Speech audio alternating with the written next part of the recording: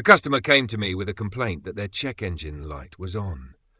To diagnose the issue, I connected a scan tool to the vehicle and retrieved the code 30FF Turbocharger Supercharger A Underboost condition, PLAUS.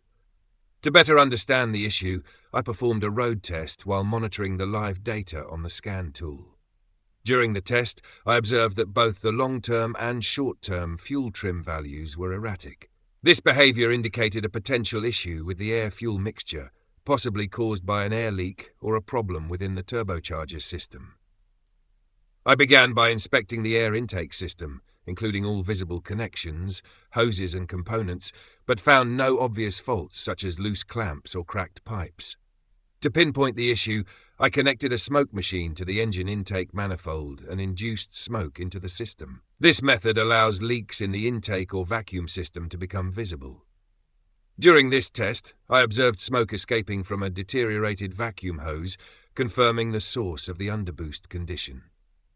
The vacuum hose is a critical component in the turbocharger system, as it helps control the boost pressure by regulating the wastegate or other related mechanisms.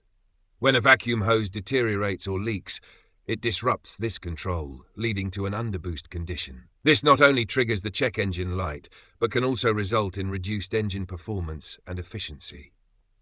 To resolve the issue, I replaced the faulty vacuum hose with a new one.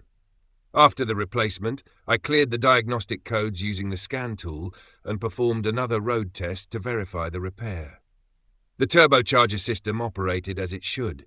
The fuel trim values stabilized and the check engine light did not return. This systematic approach ensured that the root cause of the underboost condition was accurately identified and resolved. By replacing the deteriorated vacuum hose, I restored the proper operation of the turbocharger system, ensuring the vehicle performed reliably and efficiently.